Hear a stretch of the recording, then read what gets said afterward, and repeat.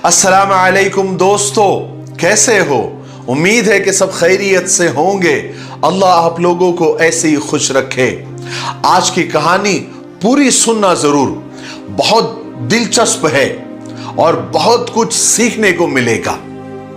कहानी यह है कि मेरी जब नई नई शादी हुई थी तो मैं बड़ा खुश था, क्योंकि अल्लाह ने मुझे वैसा ही हमसफर अता किया था, वैसे ही बीवी अता किया था जैसे मैं चाहता था।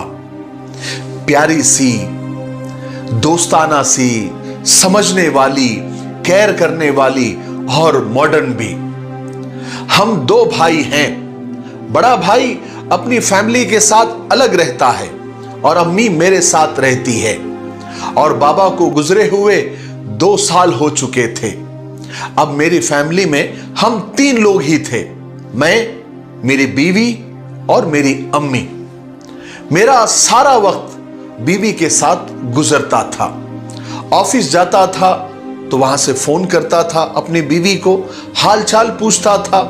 नया नया हमसफर था, जरा उसके बिना उदास हो जाता था। सुबह जब ऑफिस जाता तो अम्मी अपने कमरे में बैठी कुरान पाक की तिलावत करती रहती थी।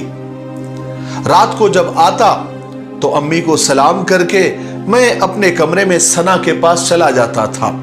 सना मेरी बीवी का नाम है। मेरे सुबह शाम बस ऐसे ही गुजरते थे। अम्मी के पास बैठने का वक्त ही नहीं मिलता था। मैं खाना भी अपने ही कमरे में खाया करता था सना के साथ। एक दिन अम्मी मुझसे कहने लगी, ओए मेरे नालायक बेटे, अपनी मां का भी जरा हाल चाल पूछ लिया कर। हफ्ता हफ्ता हो जाता है तुम मुझसे बात ही नहीं करता। मैं शर्मिंदगी के साथ हल्का सा मुस्कुराया। मैंने कहा, अम्मी जान, आपको तो पता है ऑफिस में बहुत सारा काम होता है, मैं थक जाता हूं बहुत। अम्मी ने कहा, हाँ हाँ ठीक है, कोई बात नहीं। मेरे सर पर हाथ फेरा और मुझे दुआएं देने लगी कि अल्लाह मेरे बेटे को बुरी नजर से बचा। कहने लगी, जा बेटा अब जाकर सो जा, सना तुम्हारा इंतजार कर रही होगी।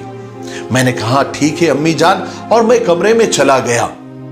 अम्मी के उस दिन घुटने में दर्द था शायद। वो मुझसे कहना चाहती थी कि मुझे डॉक्टर के पास ले जाओ, लेकिन जब मैंने कहा ना कि मैं थक गया हूं, उस दिन अम्मी ने मुझे आराम करने के लिए कहा।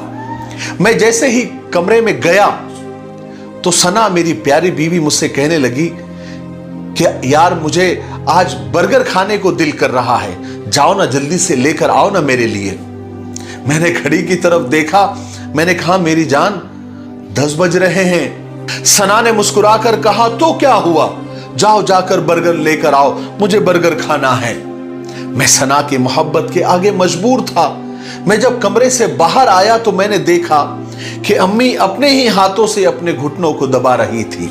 शायद उनको बहुत ज्यादा दर्द था, लेकिन मैं अम्मी को इग्नोर करता हुआ मैं बाइक स्टार्ट करने लगा। अम्मी ने पूछा भी, कहां जा रहे हो तुम इस वक्त पर मेरे बेटे? मैं बोला, अम्मी वो सना के सर में बहुत दर्द है ना, उसने कुछ खाना नहीं खाया है, मैं उसके लिए बर्गर लाने जा रहा हूं। अम्मी ने ठंडी आह भरी, कहने लगी, इससे अच्छा होता तुम उसे डॉक्टर के पास ले जाते। खैर, अब जब तुम जा ही रहे हो तो मेरे घुटनों के दर्द के लिए कोई अच्छी सी दवाई लेकर आना। मैंने कहा कि ठीक है, और मैं बाजार चला गया। बर्गर की दुकान पर काफी रश था। वहां मुझे एक दोस्त मिल गया, उसके साथ मैं गपशप करने लगा। इतने में बर्गर तैयार हो गया और मैं सिर्फ बर्गर लेकर घर आ गया। अम्मी ने लंगड़ाते हुए दरवाजा खोला। मैंने बाइक एक तरफ खड़ी की और सना के कमरे में जाने लगा तो अम्मी ने पूछा, बेटा मेरी दवाई नहीं लाए? मैंने सर पर हाथ रखा और कहा, ओफो अम्मी, मैं तो दवाई भूल ही गया। ठीक है, मैं अभी लेकर आता हूं। अम्मी मुस्कुराई और कहने लगी, नहीं मेरे बच्चे, तुम अभी आराम कर लो, कल ले आना। मैं कमरे में गया। जाकर सना वहां पर बर्गर खाने लगी और मैं मोबाइल पर गेम खेलने लगा और हम ऐसे ही सो गए। अम्मी शायद उस रात दर्द से तड़पती रही, लेकिन मैं बेखबर रहा। बहरहाल ऐसे दिन गुजरने लगे। मैं अम्मी से दूर होता चला गया। हफ्ते में कभी एक बार मैं हालचाल पूछ लेता था बस, वरना अम्मी के कमरे में मेरा कब जाना होता था। और बड़ा भाई तो कभी अम्मी से मिलने ही नहीं आता था। हालांकि बड़े भाई का घर करीब ही था, वो तो अपने बीवी बच्चों में खुश था, उसे कोई परवाह ही नहीं थी। अक्सर अम्मी मुझसे पूछा करती थी कि वकास बेटे, तेरे भाई का क्या हाल है, बेचारा पता नहीं वो किन किन मुसीबतों में घिरा हुआ होगा। अम्मी हमेशा अफसुर्दा लहजे में कहती थी कि कल मैंने उसे देखा था, उसकी दाढ़ी बड़ी हुई है, बाल बिखरे हुए हैं, वकास बेटे जरा भाई का जरा हाल पूछ लिया करना, सब खैर तो है ना। अम्मी जरा तड़प कर कहने लगी और दुआएं मांगने लगी कि अल्लाह मेरे बच्चों की मुश्किलों को आसान फरमा। मैंने थोड़े सख्त लहजे में कहा, अम्मी उसको तो आपकी जरा भी परवाह नहीं है, और एक आप है जो हमेशा उसी के गीत गाते रहती हो।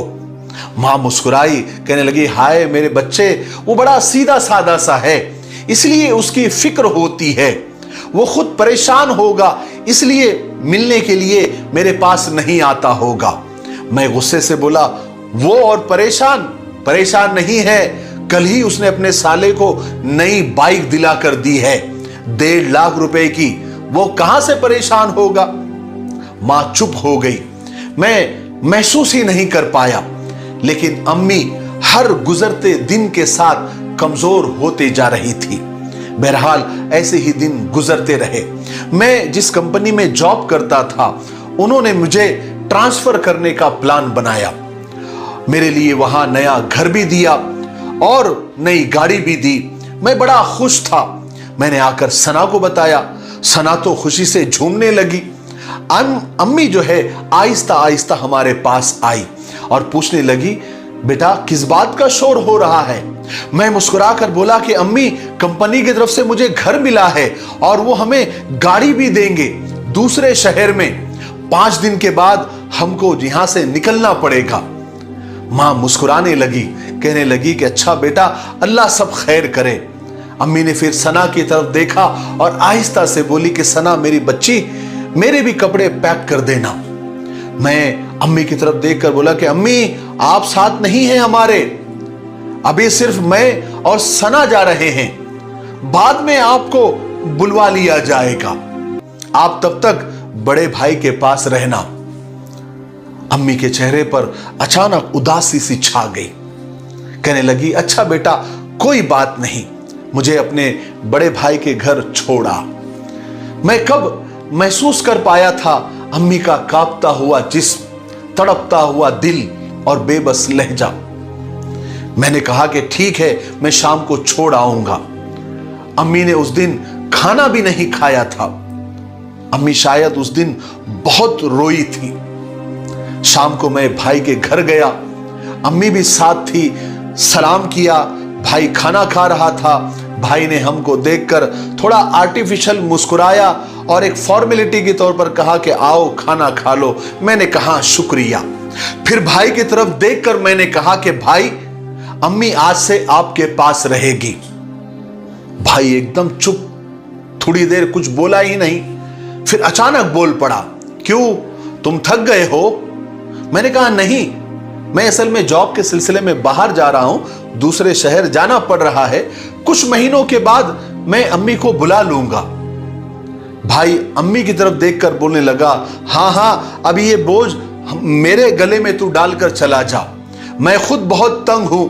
भाई तू अपने साथ अम्मी को ले जा, यहां मत छोड़। भाभी भी गुस्से में बोली, क्यों तेरी बीवी नहीं संभाल सकती, हम तो खुद 2 रोटी के लिए यहां पर तंग है। मैंने भाई से कहा कि भाई आप टेंशन न ले, मैं अम्मी के लिए हर महीना खर्चा भेज दिया करूंगा। अम्मी कुर्सी पर बैठकर ये सब कुछ देख रही थी। मुस्कुराकर कहने लगी कि मेरे बच्चों, क्यों झगड़ते हो मेरी वजह से, ऐसा करो मुझे ओल्ड एज होम में छोड़कर आ जाओ, आश्रम में छोड़कर आ जाओ, मेरी जिंदगी ही कितनी बाकी है, थोड़ा सा सफर रह गया है, मैं वहां काट लूंगी। ये कहकर अम्मी उठकर जाने लगी। अचानक अम्मी को चक्कर आ गया और वो जमीन पर गिर गई और बेहोश हो गई। हम जल्दी से अम्मी को हॉस्पिटल लेकर गए। डॉक्टर ने चेकअप किया और उसके बाद कहा कि तुम्हारी अम्मी को दूसरा हार्ट अटैक आया है। क्या कोई परेशानी है घर में? कोई टेंशन तो नहीं ली अम्मी ने तुम्हारे? मैं थोड़ा नजरें चुरा कर कहने लगा, डॉक्टर साहब घर में छोटी मोटी बातें तो होती रहती है। अम्मी बाजू में बेहोश पड़ी हुई थी। मैं खड़ा हुआ था, मैं पास में ही खड़ा हुआ था। जब अम्मी को होश आया तो अम्मी को बोला तक नहीं जा रहा था। शायद अम्मी को पैरालिसिस यानी फालिज का भी अटैक हुआ था। अम्मी जैसे सबसे बेखबर हो गई थी, खाना पीना तक छोड़ दिया था। हम एक हॉस्पिटल से दूसरे हॉस्पिटल, दूसरे से तीसरे हॉस्पिटल पर लेकर गए, लेकिन कहीं कुछ इलाज नहीं हो रहा था। कोई दवाई असर ही नहीं कर रही थी। मैं बहुत परेशान हो गया। भाई भी मेरे साथ में था, वो भी अम्मी की ये हालत देखकर तड़पने लगा था।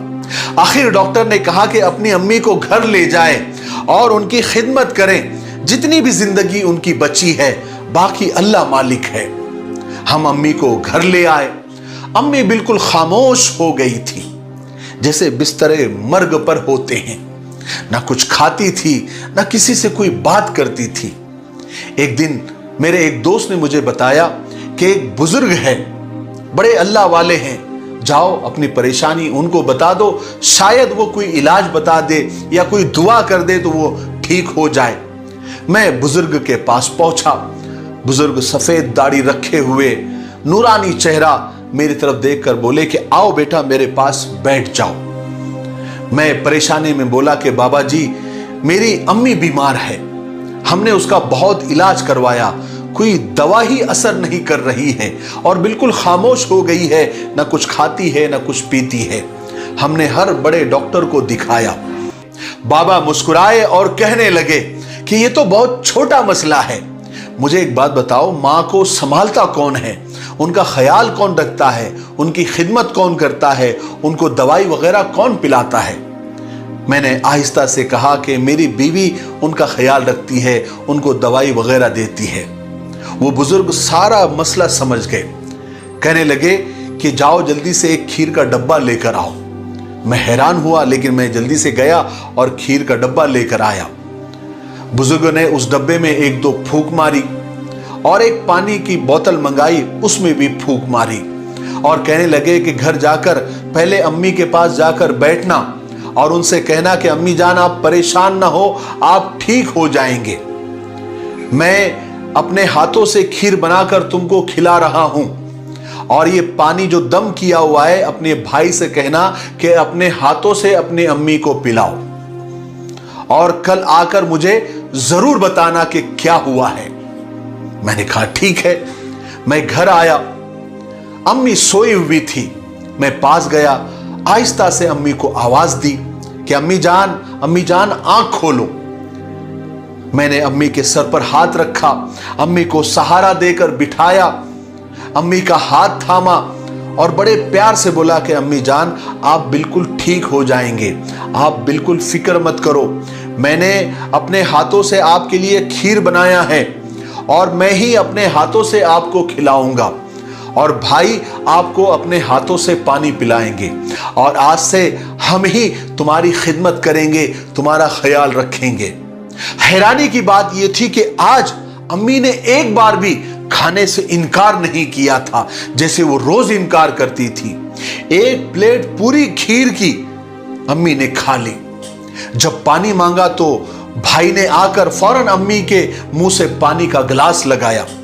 मैं हैरान था कि अम्मी ने सारा पानी भी पी लिया।